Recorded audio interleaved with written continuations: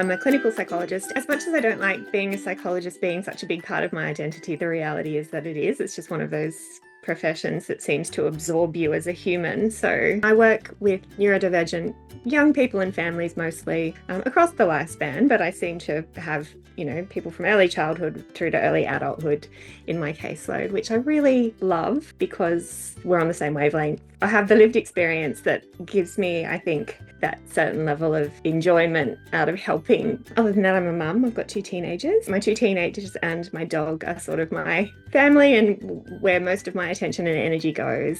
Pretty simple human beyond that. I go to yoga. I have my routines. I just have my things that I like to do.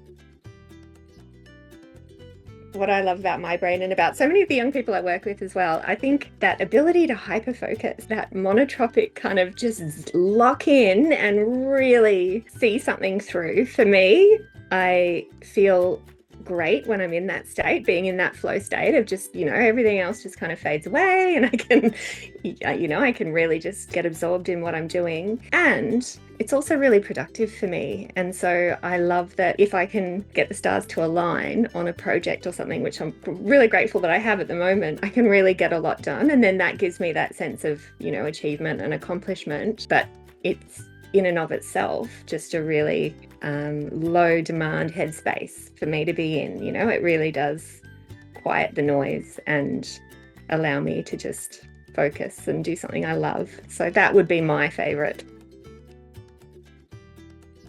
So I am self-identified autistic. I self-identified over decades, realistically. I think there's always been one part of me that's known I'm autistic, and then there's always been another part of me that's like, there's just little questions and doubts and things, but I have reached the point where there's absolutely no doubt now. I've never felt the need to pursue a formal diagnosis, primarily because I'm really able to manage my life and create the environments that I need and accommodate myself. I work for myself. I'm a single parent. I'm sort of in a really privileged position in that I can manage things so that they meet my needs.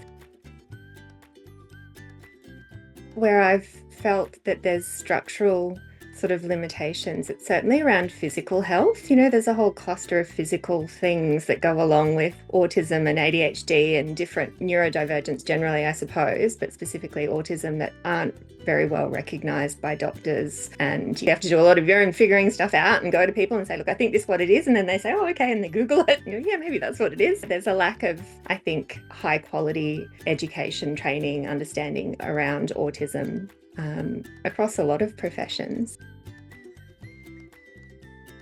Where I personally struggle, honestly, is still socially. I have a very limited social battery, especially for unstructured social situations. My role at work is very social, but it's also quite structured. I can manage that, but I have nothing left in the social tank. I don't do social outside of work very much these days, and I find it's getting less feasible the closer I get to menopause and the further I get into perimenopause. And then social, just confusion, just really having to think about, what is the intent, what is the expectation, what are the parameters that I'm operating within here. It's all a very cognitive process for me. No matter how old I get, it's not something that comes naturally. And so while I can do it, it comes at a cost. There's going to be a lot of work involved, and I really consciously decide whether or not I'm willing to do that work now and give myself permission to say no and just acknowledge my limitations and recognize that, this is how I'm wired. Personally, being self-compassionate and just allowing myself to say no, acknowledge my boundaries, acknowledge my limitations has been a vital piece of the puzzle. The mindset piece or the strategy that I use and that I share with lots of people because I've found it so helpful. But the idea of energy accounting, so whether you think of it as spoon theory or some way of, over a period of time, working out what consumes your energy, what replenishes your energy, what is your capacity on any given day? How do you sort of get a sense of what you're able to manage on any given day, and really just coordinating life so that I and others stay inside my bandwidth and capacity? Because I do, I know personally I have a really easily activated sympathetic nervous system, and when I stretch myself too thin, I end up in that sort of fight or flight or that awful state that then makes everything so much harder. And If I can manage what I ask of myself so that my capacity isn't exceeded on any given day, that's kind of how I show up for myself. And sometimes it means I have to let go of things I would have liked to do, or, like there's always compromise, but it's what keeps me on an even keel and able to manage.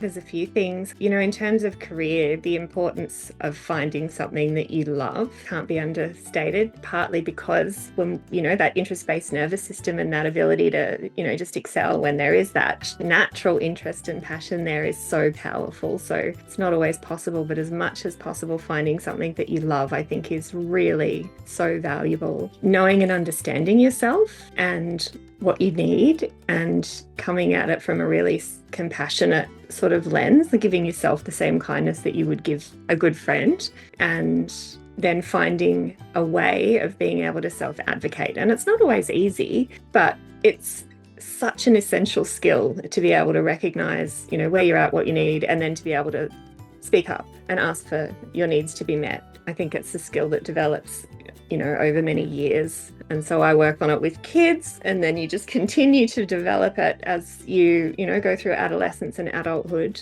And then finding a supportive community, finding people that understand you, are on the same wavelength, where there's a standing invitation to just come as you are, and it's all okay. I think having even one person or a pet, where that's the case, is so important.